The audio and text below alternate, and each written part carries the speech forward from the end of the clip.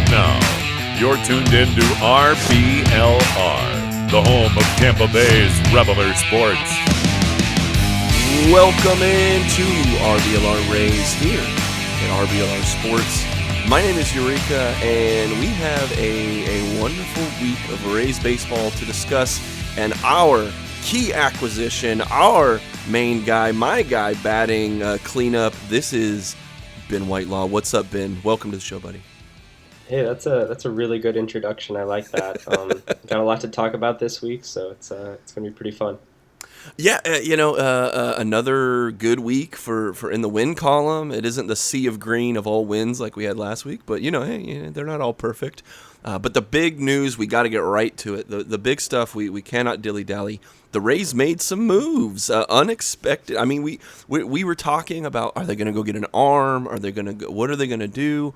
Well, they went out and got all-star Nelson Cruz is what they did. So unexpected. I know we hopped right into the group chat, and it was just you had said this was a very big acquisition for the Rays. How do you feel about the Rays bringing in the boomstick, man? I think I said it before on Twitter or somewhere else. I don't exactly remember. It's kind of been a blur. It's been a great week, but this is the single biggest win now acquisition in franchise history. I know the Rays have only been around for 20 plus years, but they've never said, you know what, we're going to go all in this year and we're going to pay for it and we're going to try, we're going to get the best available name, and they went out and did that, and it's pretty significant. Yeah, now let's break this down. Of course, the Rays, the big thing is Nelson Cruz comes and immediately becomes a four-hitter, or I'm sure Kevin Cash is going to play around and we'll get into what Cruz means for the rest of the team here, but you get a guy you immediately can plug into a power-hitting position in the lineup. But what did the Rays give up to get him? I mean, he doesn't come cheap. No, he doesn't, and it does hurt a little bit because we do lose two pretty good pitching prospects. We lost Drew Strootman. Not super high on him. His command has been kind of falling apart. Not a little bit, I guess. Yeah, just a little bit the past couple seasons. But he is someone that we probably would have lost in the Rule 5 draft because I don't see him winning our roster spot next season. Okay. So this clears up a 40-man spot. And then the bigger piece here that we lost was Joe Ryan. He's in the Olympics right now, so that was probably a weird way to find out that he's been traded right before opening ceremony like that. But he's going to be so good. It really sucks to miss him. There's really no way to spin this into a positive for the Rays. I know you got to give up good players to get good players, but it really sucks losing Joe Ryan. He's been so consistent. He really found his fastball a couple of years, 2 years ago. But yeah, he's a former 7th-round pick, so good job on the Rays player development team to get him to be somebody that was valuable enough to get Nelson Cruz. And honestly, this is a slight positive. It's a bit of a stretch, but it does seem like they kind of sold high on him as high as they possibly could have, because going into the Olympics, the competition level isn't super great. It's AA, AAA level. So if he performs well, that's great. He's supposed to perform well. But if he doesn't, that could hurt his value a little bit. It's kind of like the high-seeded teams in the NCAA tournament. Okay, you're a 1 seed, you're supposed to make it to the Final Four. But then if you don't, then everybody's asking questions of you. So I think if they were going to trade him, now's the time. I wouldn't have liked for them to trade him, but I think this could end up being a pretty good decision for the Rays overall. Yeah. Now, speaking on Nelson Cruz, we did see him in one game this week, and we will get to that in the recap. But just on a theoretical level, what do you see Cash being able to do, adding even more offense to this lineup? Just from the purely offensive bat in the lineup standpoint, we've already seen it. He's going to come in day one and he's going to hit. Yeah. He's especially going to hit left-handed pitching. He's got a career 154 weighted runs created against left-handed pitching, and this season it's up even higher to 171. So he's literally, you put him in the lineup, he's going to hit doubles, home runs. He's going to just put the ball in play really hard against anybody, especially left-handed pitching. He's also got a 1,019 OPS in 46 postseason games. So he's battle tested, like he's been there before. And I was also looking. I just became a StatHead subscriber for like $8 a month. Definitely worth it, I think. And he has like over 1,000 OPS against the White Sox. I think the Astros, most of the Athletics pitchers, and then not too many on the Red Sox. But like he's been playing well against teams that we're probably going to see in the postseason. So I know that probably wasn't like the first thing on Eric Neander's mind, but it's definitely like a nice byproduct of the trade. Well, and I'm looking at it, like, I mean, even just looking at the lineup they threw out in last night's game that we watched. But, I mean, it's almost like you have, I mean, you now legitimately have, like, two, power-focused guys in, like, Zunino and Cruz, but then you have all-around guys like Lau, Meadows, Wendell, Arozarena, and for Water Franco, right, of his potential. And so it's almost like you have there's not a lot of weaknesses in the lineup other than maybe a high K rate, which I'm sure we'll get into as well. But you're looking at. You can have a guy like a Arozarena who should be maybe your third hitter in your lineup. You could put him at leadoff because he gets on base, and then you have at least two guys that are going to get him in. But then in your fifth, sixth, and seventh, I mean, having Cruz means a guy like Franco, who would probably have been your number 4 hitter stereotypically. He moves down to like 5th or even 6th if you put another on base guy in the 5th spot. So just thinking of all the crazy things that we could do, and then we have a manager who does all those things, like to tinker and to mess around or do whatever depending on the matchup. We were all thinking, and we still thinking about, are we going to get another arm in the rotation? I mean, there are some holes in that particular part of our roster, but adding Nelson Cruz, it signals to me. My first thought is that we are going all in, but we're going all in on our. On the offensive side, where we're because we already, I think if you're looking as Neander, you're looking at the bullpen and you're saying they're pretty. I mean, the bullpen is a, if not the strength of the team, it's one of the biggest strengths. And when you're in the playoffs, like I think they're going to rely heavily on this bullpen.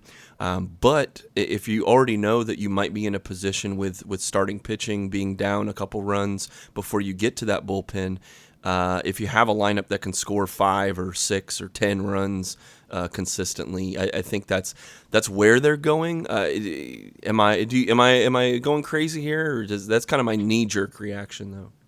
No, you're good. I've been nodding my head, and I'm realizing you can't see that, but I absolutely agree. Like this acquisition, it's like I kind of just thought of this too now, but the starting pitching trade market right now, there's a lot of options, but there's nothing that's like high quality that's like reasonably priced. Like Max Scherzer, he might be on the market possibly, but it's going to take an arm and a leg to get him.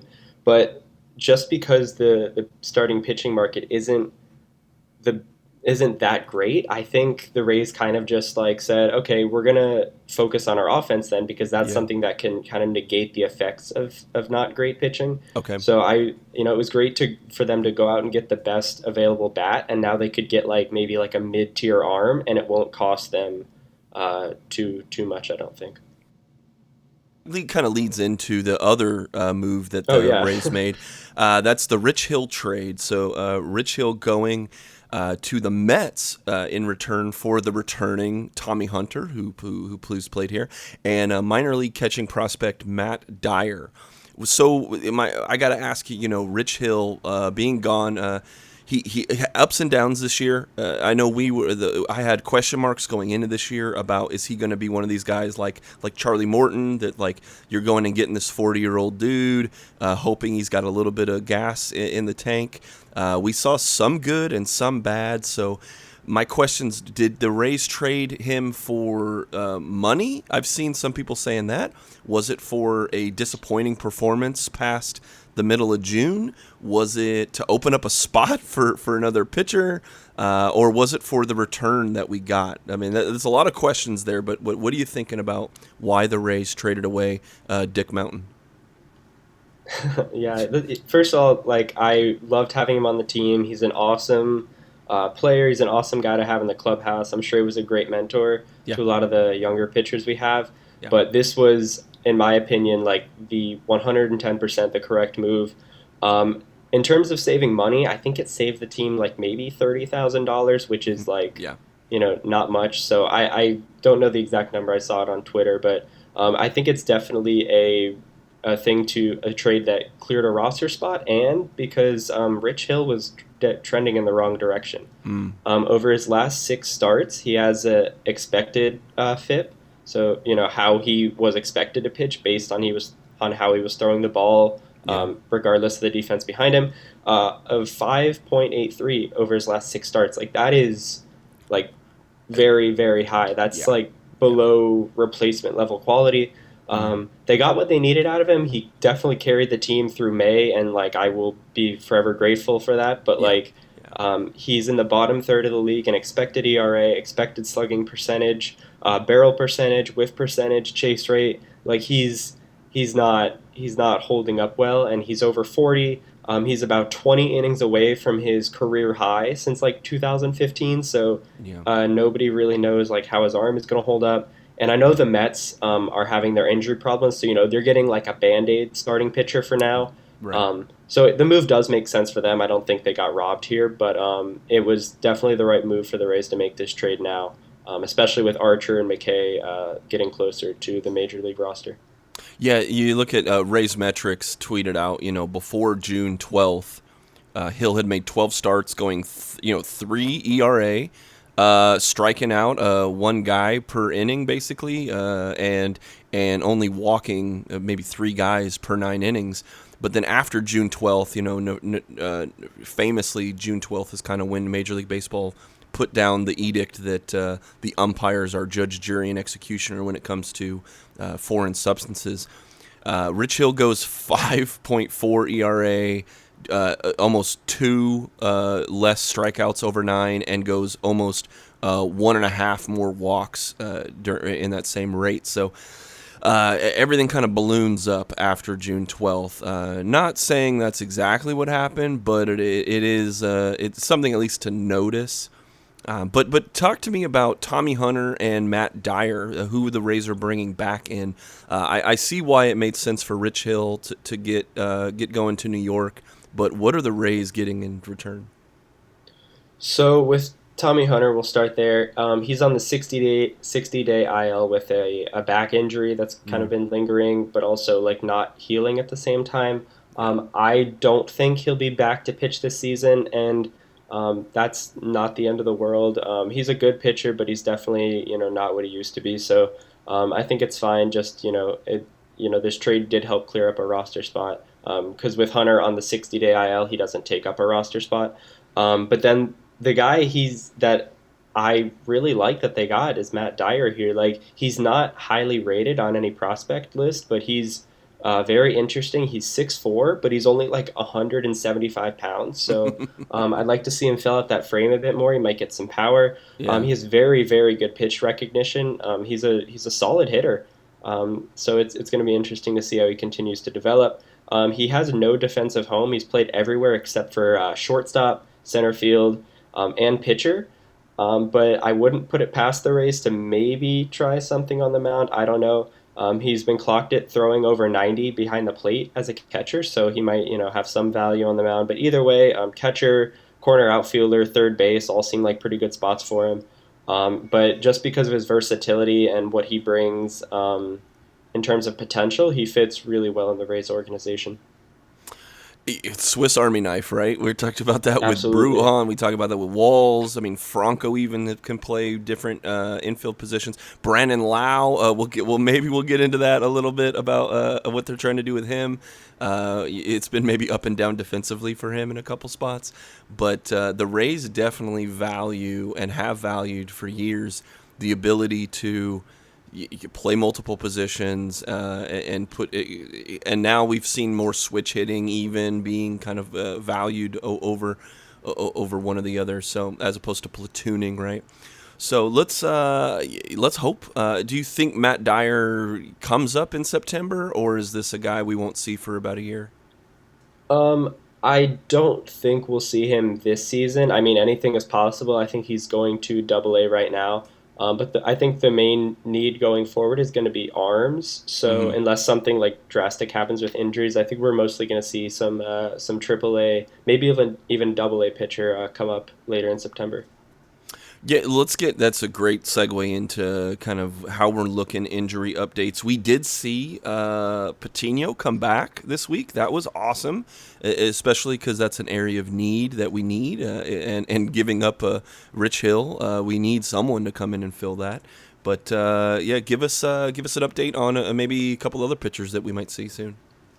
Yeah, so we'll definitely go over like Patino's start later on, but Yep. Archer is continuing to get built up at Durham, and he's looked pretty good. 3 innings pitched, 2 hits, 1 earned run, and 4 strikeouts in his last appearance there. Apparently, the coaches have said his velocity looks like it's great. It's like 94, I think he's touching, and his sliders look really good, so that's encouraging. We've got Brendan McKay. He pitched a clean inning with 2 strikeouts in the Florida Complex League. It looks like he's just about ready to head back up to Durham. So we'll see, how he does when he gets there. But I like that he's on a good trajectory. Probably set to return a couple weeks after Archer does. Okay. Glasnow, for some reason, is just healing really well. He's playing catch, and he's looked pretty decent according to coaches. So, he's at a good spot right now. I don't want to get my hopes up, but he might be able to come back for the playoffs. Wow. Moving on to another guy who's been working his way back, Nick Anderson. He threw to hitters in the Florida Complex League. He threw to hitters and then he rehabbed at the Florida Complex League. Sorry about that. He threw an inning with 2 strikeouts. He looked pretty good. There's another guy who also pitched in that game that we haven't really heard of since spring training, and that's Stetson Alley. Okay. He threw an inning with 2 strikeouts, and this guy, he's like consistently had a walk rate that's like equal to or higher than his strikeout rate. Like he really, really struggles with command, but his fastball lives at like 99, 100. Like it doesn't touch there. Like that's like his default setting is like throwing 100. So it's really, he's an interesting guy. I hope he can figure out his command, but he's someone to keep your eye on long term. Next one here, Ryan Thompson. He's still a ways away, so I don't really think we should focus too much on him. Just hope he gets better soon. Yep. Last couple injury guys here, and then we'll slow down. But Margot, he's rehabbing in Durham. Brasso, he's off the IL. He's with Durham now, so he looks fine. And Fireisen, thankfully there were no tears, just bicep tendonitis. So he should be back not too long either. Now, a few of those names, Margot, Brasso, these are guys that we might not see in a Rays uniform again. With the trade deadline, I believe by the next time we talk, it will have passed. Do you now and getting these guys maybe off of injury lists? I don't remember what the rules are exactly about trading a guy. Tommy Hunter just came in on the IL, but I think getting these guys back on the field is a good sign for other teams that if they're wondering like, are there any lingering things? But do you see any of these guys we just talked about, like Margot or Brasso, getting dealt in the next week? Or I figured I'd ask you one more time before we have the trade deadline talk next week. Yeah. So I think I don't think Margot would leave. I think either Phillips or Kiermaier would go before Margot, just because the Rays do like to platoon the lefty-righty stuff. I don't see both Phillips and Kiermaier sticking around, but I could be wrong, so it'll be interesting to see what happens there. I think the most likely bat they're going to trade is probably Kevin Padlo in AAA, just because he has potential, but he didn't look awesome when he was up at the majors earlier. Mike Brasso is probably somewhat likely because he has that major league experience, and he's pretty expendable now with Franco settling in.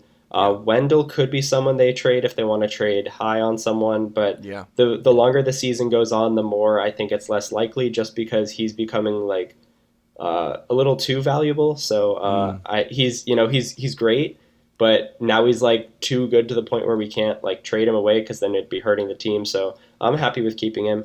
And then Yandi Diaz, he's been really heating up lately. So if they wanted to sell high on him, they could. But again, I don't see him leaving. I just think either Padlo or Brasso goes, if anybody. Yeah, because I mean, we're talking, Wendell and Diaz have just been these guys that you can stick in the middle or the bottom of your lineup and they produce. They've just been producing, maybe not at the gigantic rate that like Wendell was doing in the beginning of the year, but still.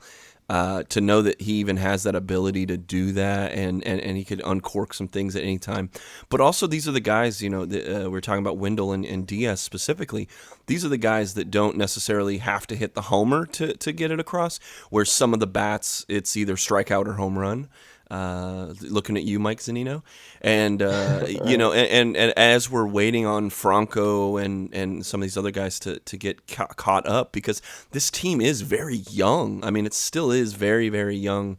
The youth movement is in full effect, and those are a couple vets that when it becomes time in the playoffs,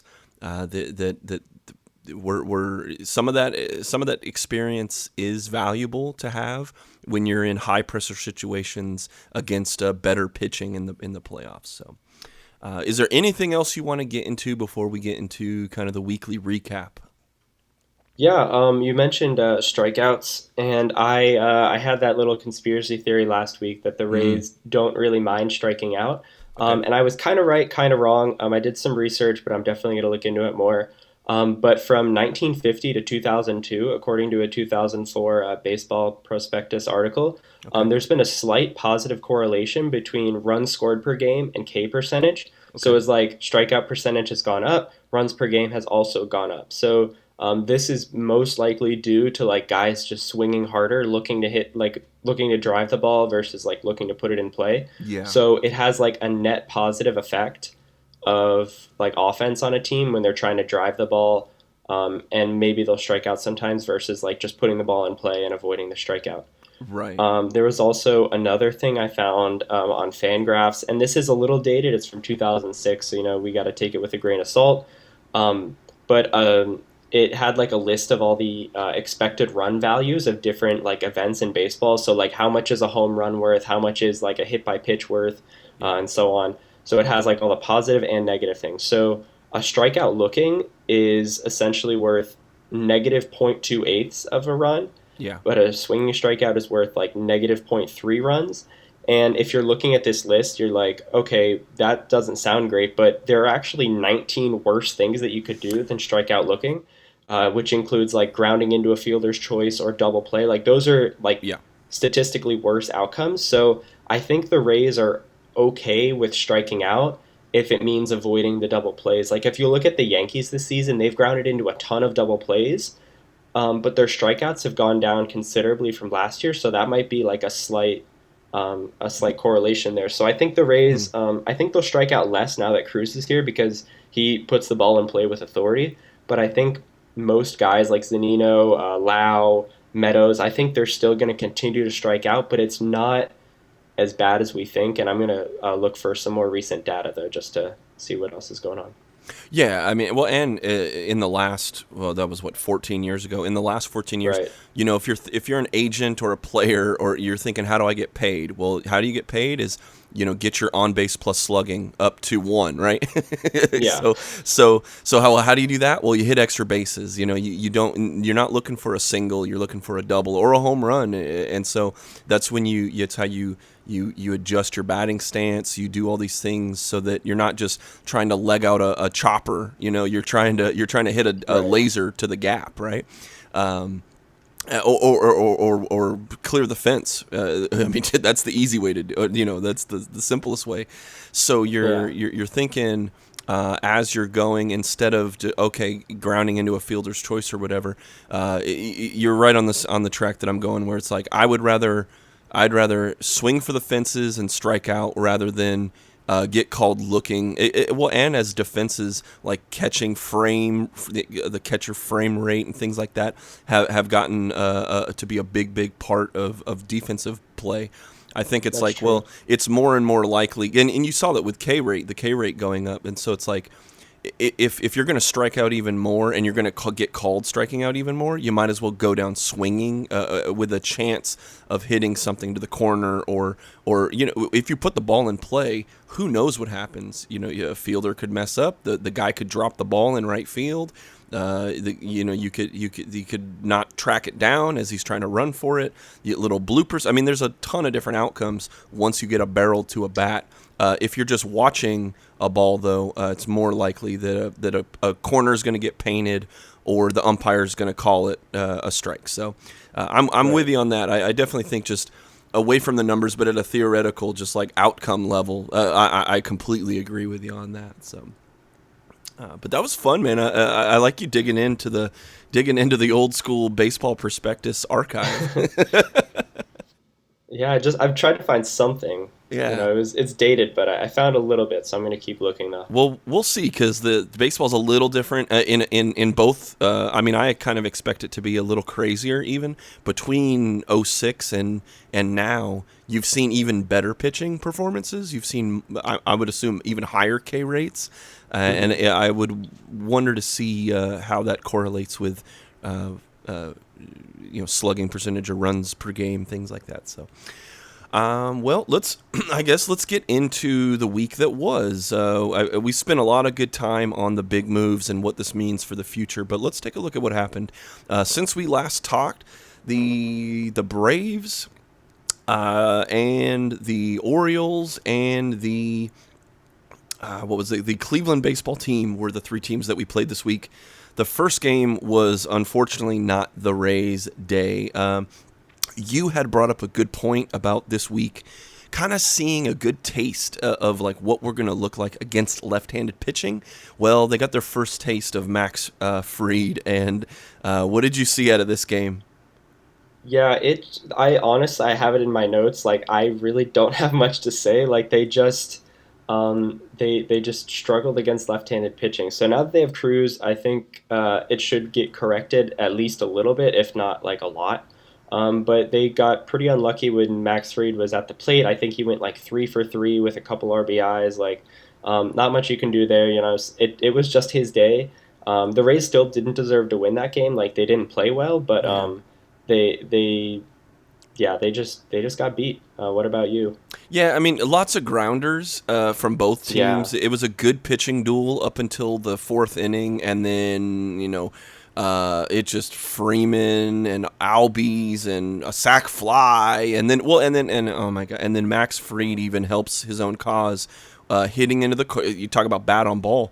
He puts it in the corner and scores some runs, and then they had their own power hitting Jock Peterson coming in his debut, and he hits a 2-run homer. So I mean, up until the fourth, it was like, wow, this is a good little pitching duel that's going on here. And then nope, Freddie Freeman decided to come to play. I mean, just a monster day for him.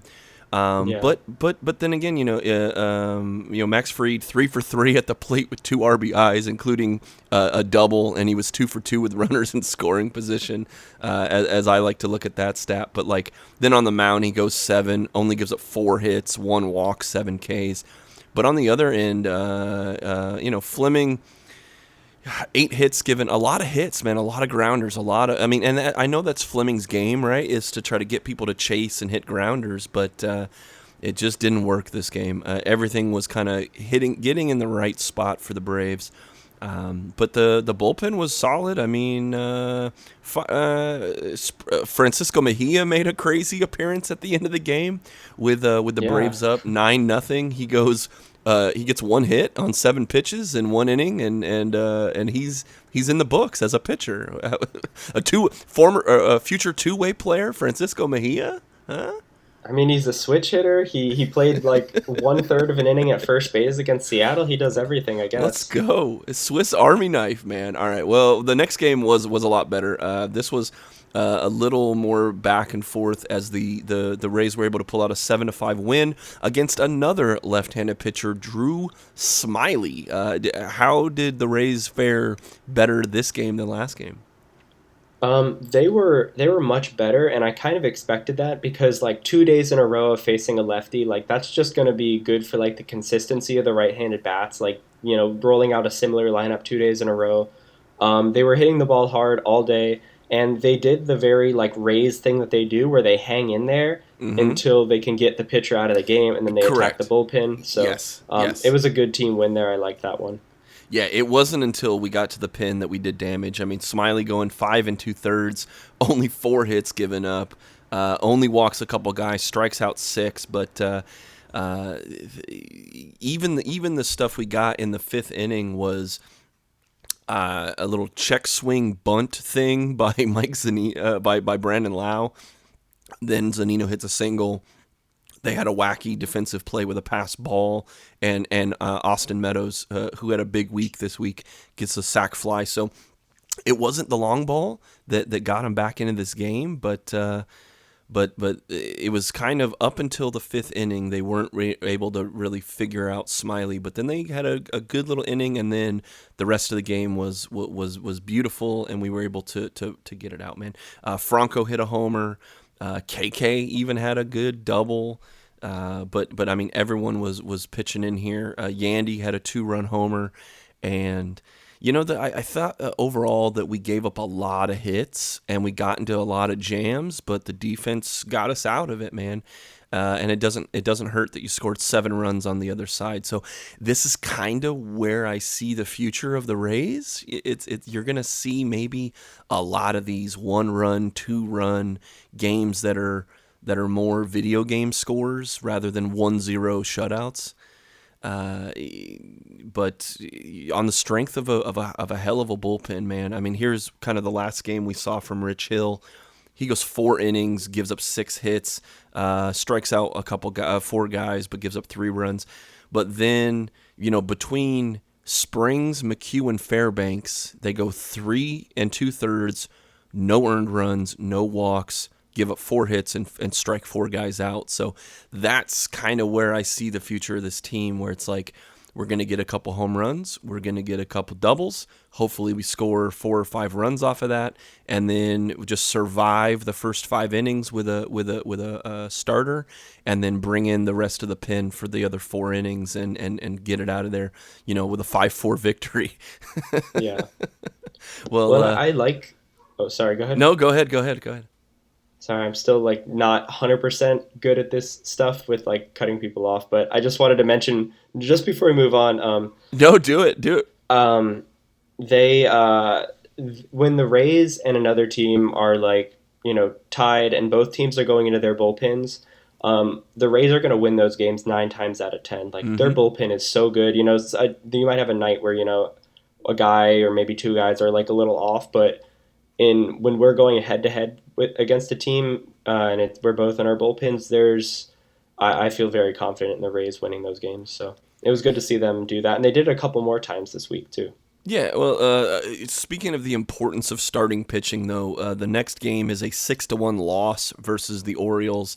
We tried out Yarbs. He goes against a Spencer Watkins, who's just had himself a hell of a day for the Orioles. I mean, he goes 7 strikeouts over 6 innings, 4 hits against the Rays, and gives up a run. And then their bullpen comes in and has a great day for them too. But just a good day overall for pitching for them. But Yarbs maybe a little different story. What did you see out of Yarborough? Yeah, so that was unfortunately the game I went to this week. It was Watkins has been weirdly good. Like he shut down the White Sox and the Astros Yeah, recently. yeah. So he's an interesting guy. Um, but yeah, Yarbrough just couldn't get into a rhythm, especially when Mejia got into the game. Like they did that against the Red Sox too. And I meant to look up Yarbrough's ERA when having different catchers, but I think it's like double when he's with Mejia. Like I Mm. think it's in like the mid threes with Zanino. Hmm. And Mejia isn't the best framer. He's not the best defensively, but it shouldn't be that bad. But it's just like they just couldn't get into a rhythm. Like I was literally sitting there so frustrated, and I could see Kyle Snyder frustrated too. Like there were sometimes 15 seconds between pitches. I counted it. That happened at least 4 times. Yarbrough is someone who needs to get into a rhythm. So like, Hmm. can't not being able to decide on a pitch really really messes with him. And it's just not a good pairing. But I want to see them continue to work on that because I know they're going to have to go to it at some point in the postseason. So I did like Cash's decision to like make Yarbrough go out there and throw another inning. The game wasn't really winnable in my opinion, so using it for as practice for Yarbrough and Mejia Yeah. was a good decision, I think. And it's good to see that Zunino was just day to day after his little injury there. Yeah. I mean, got into trouble immediately in the first inning and just yeah, I mean, and then you saw it kind of settled down after that, but then at the sixth inning was just another trouble inning for them. I mean, they not like Baltimore hit a bunch of dingers or whatever, but they were just a little bit of this, a little bit of that. I'm sure if there were any Oriole fans at the Trop, they were very happy. But Oh, they were. yeah, I guess the one bright spot is that Rosarena had a double for an RBI. That was the one run, but. Not a lot of excitement on and this is the flip side of that, right? If the offense just isn't able to dig a starter out of the hole, you're going to lose these 5-1, 6-1 kind of games. And yeah, bullpen was good in this game though too, right? I mean, Whistler, Yeah. Diego comes in, strikes out the side. Rasmussen, I mean, combined they all go 3 1/3, only 1 hit, 6 Ks. So bullpen crazy, and it was weird. I mean, I don't know if maybe Diego just hasn't thrown in a while, and that's why they put him out there in such an unwinnable situation. But maybe just to get him three guys to throw against and keep his arm fresh. But I mean, we're going to need him in more high leverage situations. But it is what it is. The very next game though is again. This is kind of the future of what I see, man.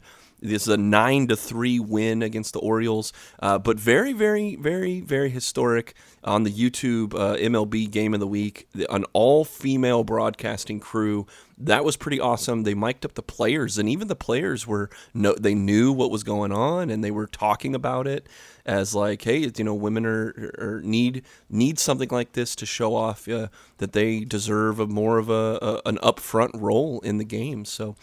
Did you happen to catch the YouTube broadcast? Yeah, I play in like a men's soccer league, so I got like the second half of the game. I got home a Okay. little late, but it was awesome. If you love like statistics and analytics, like the broadcast was amazing. If you don't, like it was still a good broadcast, but I really liked the new school approach they had on it. They're talking about like exit velocities, hard hit rates, like Mm. chase percentages. Like it was really cool. So yeah, the broadcast was good. The outcome of the game was good. Randy Yep. really started to. He came a little bit live like the previous game, but he's like, I think he's locked in against lefties now. I can feel it. Mejia did amazing. He put a really rough day behind him because that game with Yarbrough, he was not doing so great behind the plate, but stepped it up. And I have it in my notes here that if we want to win in October, we have to go through these growing pains of rookies and players learning new positions. So like Yeah. we have to stick it out with Franco and his okay defense. I'll put it nicely. Yeah. We gotta live with Bruhan like learning his new position when he gets back up. I'm sure he'll work on it more in AAA. We gotta live with Brandon Lau learning right field. He dropped like a pretty catchable fly ball. Yeah. Yeah. So they have to do this now. So we're not doing this in October. Like I'd rather them learn the positions against the Orioles than against the White Sox or the Astros. So yeah. It can hurt to watch, but these are the correct decisions in my opinion. So got the win. That's what really matters, though. Yeah, I mean, here you go. Shane Mcclanahan he was amazing. Had a great day today, and to have them doing so well offensively against a returning John Means, who is their Baltimore's probably best pitcher, was very encouraging. Bullpen again, lights out. They only gave up 2 hits, and they struck out 8 combined. Mcclanahan got 7 Ks of his own and only had one earned run over 5. I mean, it's like, yeah, buddy, this is the blueprint right here. If you can get your starter to go 5, you hit a couple homers like Mejia, and you hit a triple Mejia had. I mean, it was just like, yeah, buddy, this is the kind of baseball that I think I can watch. So when it's good, it's great, and when it's bad, it's horrible. But 4 errors defensively, an outlier, of course, but you had it succinctly, like, they're young, they're going to figure out their positions, and let's get it over now before later. So. That all of that kind of manifested itself in a tight ball game. The next day, a 5-4 win. Michael Walka on the mound. He's another guy in this kind of like Rich Hill question mark up and down season. He goes against a guy making his first ever MLB start in Alexander Wells for the Orioles. What'd you see out of Walka? I want to like him. I think he did just enough to keep himself on the team a bit longer, but he got hit around, and he was allowing these hard hit balls, but the defense was a little bit cleaner, so they didn't really make him pay for those hard hit balls. And most days I think Michael Walka going like 4 or 5 innings and only giving up 3 runs isn't terrible, but I mean, maybe it was my expectations, I guess, for him, but I really think he should be. I just don't know why he can't figure it out. Like, he's got an amazing changeup, but he doesn't throw it. And, I mean, he throws it a lot, but like not nearly enough. So I don't know, maybe like a move to like a Colin McHugh type role where he's going to go 3 innings and just throw as hard as he can. Maybe that might be good for him, but. Regardless, though, he was still okay. It could have been worse, and the Rays got the win. They got Randy with the leadoff home run. He's getting like the highest rate of fastballs in his entire career, like pitched to him for some reason. But we'll take it. He's going to keep destroying those fastballs. Meadows was clutch again, as he is most nights. And the Rays found a good way to win. Lau bounced back, played a really clean right field, which I like a lot because it shows the coaching staff isn't going to run away from guys making mistakes. Like they feel good, they're confident in their players that they're going to execute most nights. So good coaching job, good all-around team win. Yeah, I mean, a couple times the Orioles hit first or second pitch home runs against Walka. I mean, it's just I don't know if that's unlucky, but you saw they were hitting him pretty hard all game. And we had discussed this a week or two ago about maybe Walka coming out of the bullpen, or even like with how Cash uses the opener, like maybe you're going to throw a guy out there for one time through the lineup and then put Walka in for the second time through the lineup and then go to the rest of your regularly scheduled bullpen for the rest of that. So it's like I think there's a spot for Walka on this team. It's just kind of like where he's at is as a starting pitcher, you're going to get 5 innings out of. I'm less and less inclined to think that that's how it's going to happen because you see these guys not the second time they see him, they're hitting him out of the yard. I mean, and that's in this game that was the difference that put us down, but then we were able to get back. Austin Meadows, man, the hero of this game, with 2 outs, scores 2 on a walk-off single. They get some guys on base, and Meadows gets the job done with a walk-off single. So in this game, too, Randy 3 for 5. You were saying how they were throwing to him, and he's just mashing balls. Meadows of course, the walk-off single, but he also had another hit, only struck out once. And another good game from Mejia at the plate. As much as he's kind of figuring out defensively with some of these pitchers, he's doing really well this week. 2 for 4 in this game. Another pretty solid out by the bullpen. The broken record here, but Whistler goes 2, strikes out 2. McHugh goes 2, awesome. Strikes out 3. Only 3 hits combined between those two guys. So it's almost like these teams have to swing hard and they have to get something done in the first 4 innings. Otherwise, if you reach the bullpen, it's a black hole of offense for the Rays. So it's very, very encouraging, though. It's one way that I think the Rays, man, they went. We talked about this at the top of the program. They went all in, and it's because of the strength of this bullpen that they can basically survive the first 5 and then get it done. There's 2 more games, so they swatched. How are you feeling about the team as they finished up the Braves series, and then they pulled 2 out of 3 against Baltimore? I felt pretty good. I mean, you're not going to win every game, so just going in there trying to win the series is important.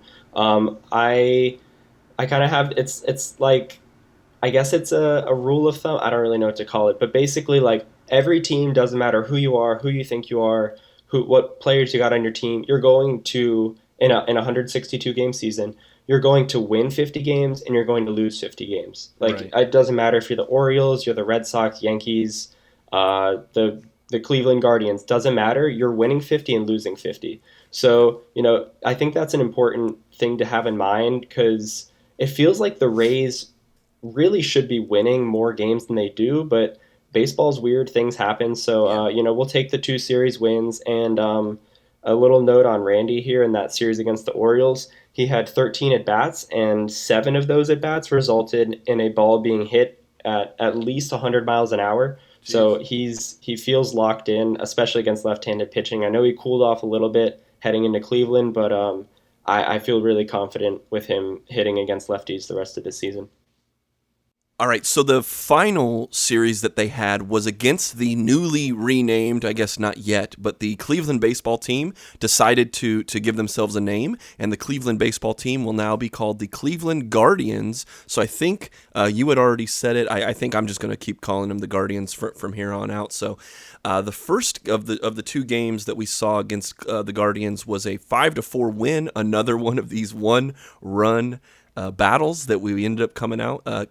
Cal Quantrill for the Guardians going against the returning, this is exciting, Luis Patino. What did you see out of Patino coming back on the mound?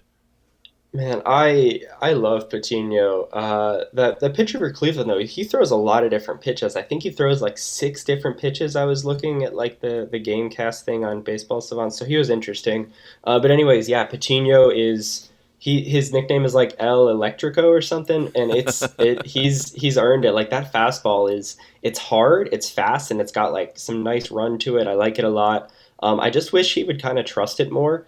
It feels like he's trying to like do too much sometimes when he's out there, but he really just needs to. I know Chris Sale kind of said this before, but like sometimes pitchers are at their best when they just grip the ball and rip it. So, like, get the ball, throw it, get the ball back, throw it, trust your stuff. And he got 13 swings and misses, which is really good.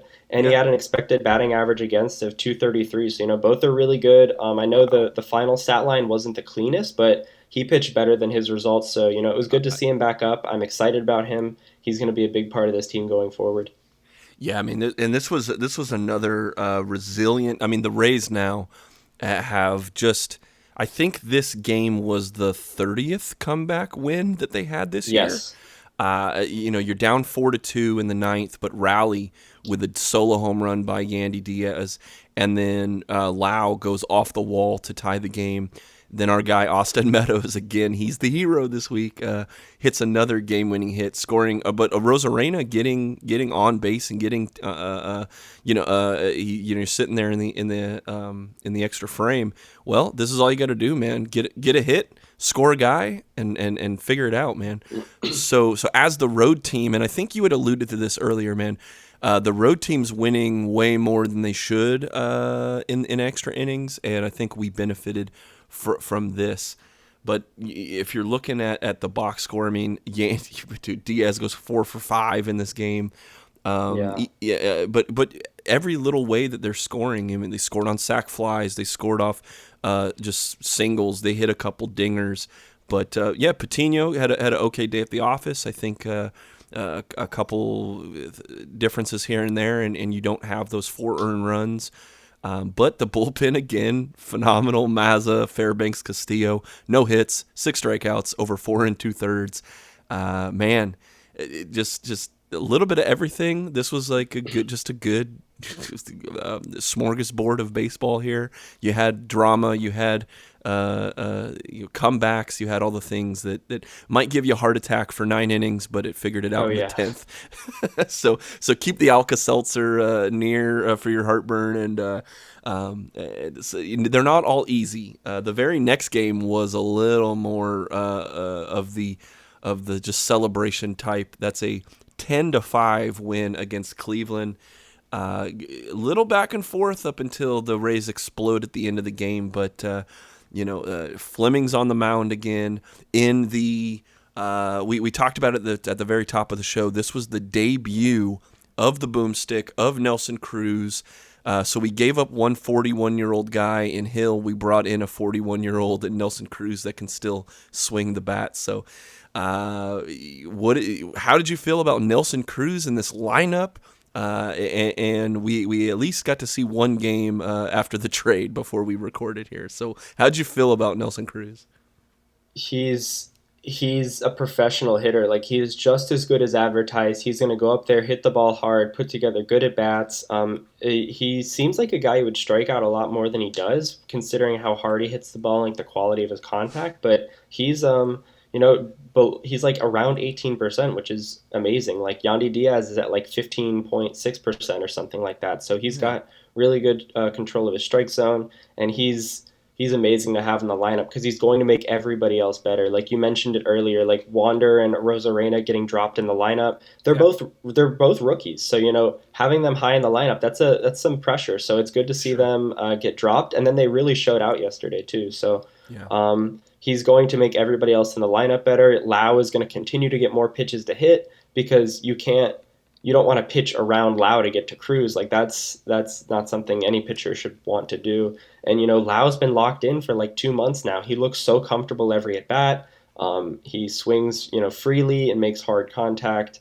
This is going to be a really fun team to watch. And I mentioned it on Twitter, but I think, with the amount of runs they're going to be scoring, they might bankrupt Papa John's with that 6 runs half off your online order deal. Oh, no. Yeah, I didn't even think of that. Oh, no. It's going to be bad, but I also really like the pitching matchup here too.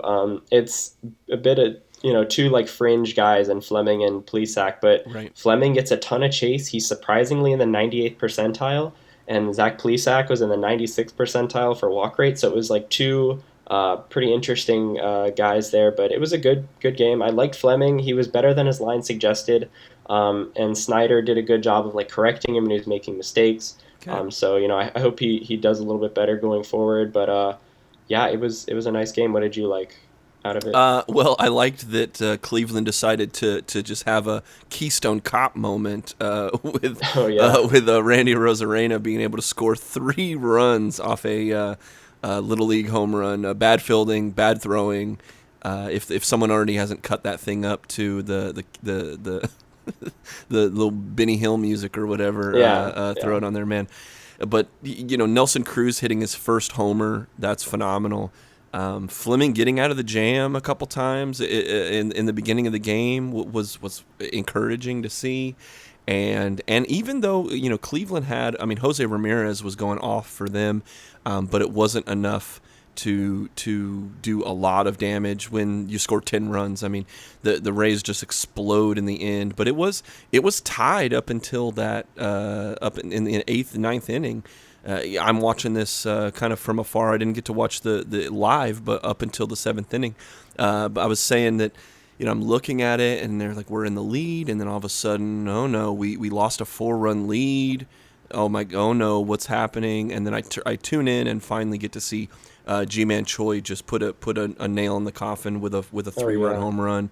So it's like, unfortunately, it should have been a little easier, but then when a team battled back and tied the game, the Rays didn't give up. So it was that at least was heartening to see that there wasn't one guy this whole week. I mean, if we're transitioning to talk about stand-up performances, I mean, you could look at Meadows coming in the clutch.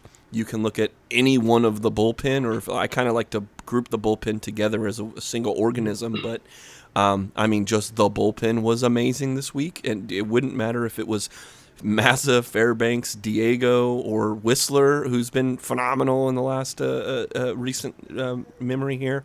Colin McHugh is, I think, been a solid. He's having a solid run. I mean, you just could keep naming guys, and then and that's not even talking offensively about like. Cruz being as advertised in his first game, and Mejia doing well at the plate this week. I mean, I'm just basically randomly naming guys at this point. Who did you see overall were like your top performers? Oh man, I try to pick like one bat and one arm, but there were just too many really interesting things. I already mentioned Randy, like just smoking the ball against the Orioles. Yandi's been awesome. Going back to his last 30, he's got an OPS of over 830. And then, this week over his last 7 games, he's got an OPS over like 1,200. So he's been locked in, and he loves to hit against his former team in Cleveland there. Fairbanks is so interesting to me because I remember on July 1st, his first, appearance of the month, he'd been struggling prior to that because he's been experimenting with the cutter. He throws the cutter first pitch on that July 1st game. Kyle Snyder comes out and talks to him, and then he hasn't thrown another cutter since. And he's just been dealing like 9 innings pitched, 2 hits, an earned run, which came last night, which is I don't really count it that much. He was pitching last 3 of the 4 days, so whatever. But 12 strikeouts in those 9 innings. And something really interesting about Pete Fairbanks in different leverage situations for his career. Mm-hmm. In low leverage, he's got a 4.13 FIP. In medium leverage, it goes down to a 3.9, and then in high leverage, it's just off the charts at a 1.86. So, like, he thrives under pressure. Yeah. And I was I was, like, joking yesterday on Twitter that, he might have been reverse padding his stats yesterday by, giving up a home run in a low leverage situation. So that way Cash, would try to use him in high leverage more. I don't know.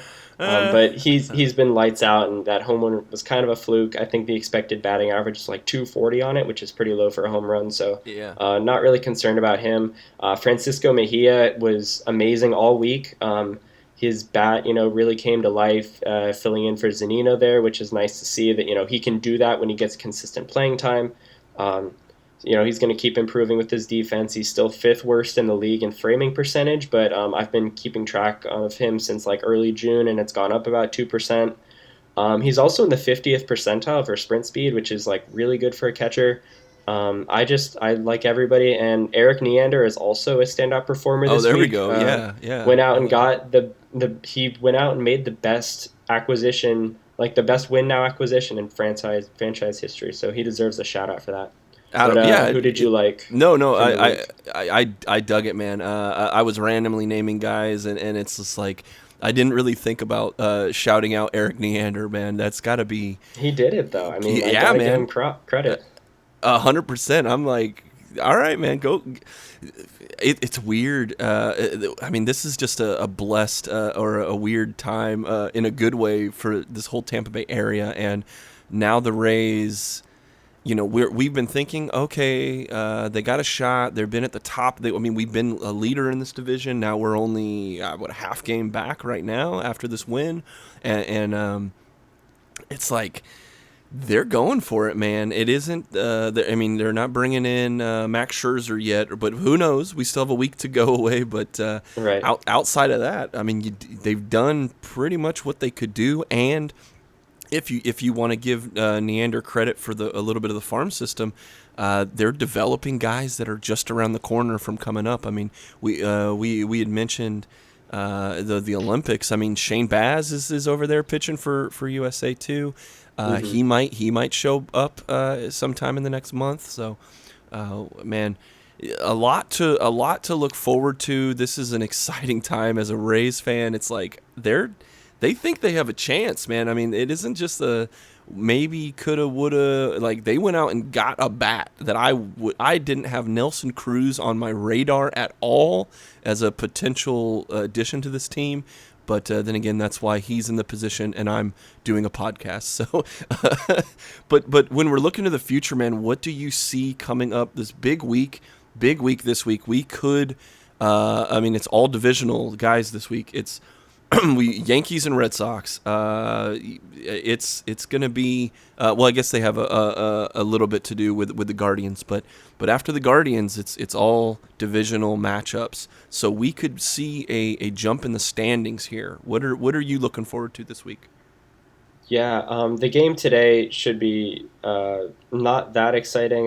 We're facing JC Mejia, who's a guy who just gave up like 6 runs in 2 innings last time we faced him. So I don't know. It might get a little ugly. I'm really excited to see. I think his name's Tristan McKenzie. I just have his last name here, but he's a pitcher for the Guardians. He's in the 94th percentile for whiff rate. He's a young guy, really good arm. I think we can pull out the win, but I like seeing the good players on other teams. It's always fun. Sure. But yeah, we got 3 against the Yankees, 3 against the Red Sox at home this week after an off day on Monday, I believe.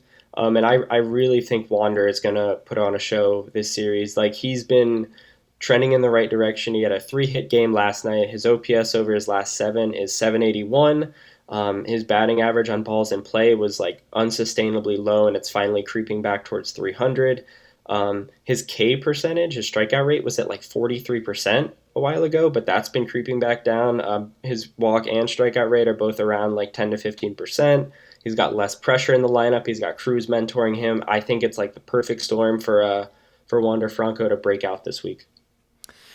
I mean, I think this is going to be another one of these crazy good weeks for the Rays. I'm excited to see too how Cash plays around with the lineup, and we start figuring out as we wind down the second half of the season into the postseason, how we figure out like who's batting in what situations and how they do against lefties and things like that. Because I mean, that's why they brought in a guy like Cruz. Just all offense, and hopefully we get some guys to figure out in the rotation. But it's all optimism, and it's all optimism on my end here. I'm excited to see where it goes, and if they pull out most of these series this week, now we're maybe in that driver's seat for the division instead of the wild card. So. I know there's a lot of baseball left to play, but over the last 2 weeks, it has been more than encouraging. And then these moves and guys returning just has me on a. And I'm more of a realist. I'm more of the guy that's like, well, we have to think about this and we have to worry about that. But right now, I'm loving what I'm seeing out of the Rays, and this is a good spot in the season. So, any last thoughts for you before we get out of here, big guy? Yeah, just 3 pitchers for the Rays to keep an eye on in the future, or possibly in the next month or so. Chris Archer is getting pretty close to coming back. I think he'll be an upgrade over what Rich Hill was doing when he comes back up. Okay. And then 2 minor league guys. Tobias Meyers recently got promoted from AA to AAA. I think he's like 20 years old. He's a right-handed pitcher. He's pretty young, flying under the radar. He might end up being a contributor on the major league team this season. So, just kind of like a dark horse there to keep your eye on. And one more guy was promoted from single A all the way to AAA. So he went from Bowling Green to AAA, and that's Miller Hogan. He's like a 24, 25-year-old relief pitcher that the Rays obviously see something in him because his stats aren't that great, but he just got bumped up to AAA. And he skipped over Montgomery. So just something to keep an eye on there. Some unfamiliar names that we might see in the near future. All right, man. Well, Ben, another amazing show from you, man. I love it. I love your insight. I love you bringing statistics and things and giving us the bigger picture here.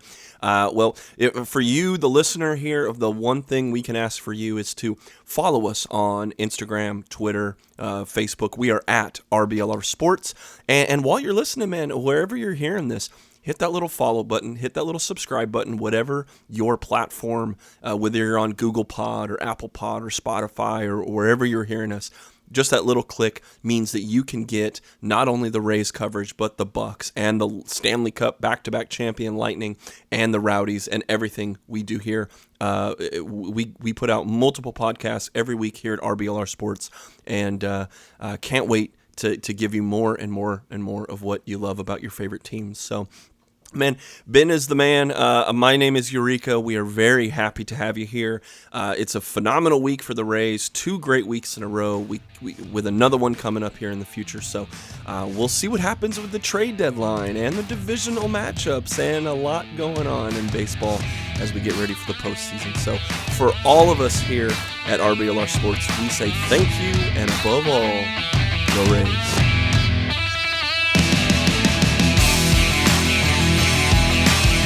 Thank you for tuning into this presentation by RBLR Sports. On your way out of the stadium, please remember to like and subscribe.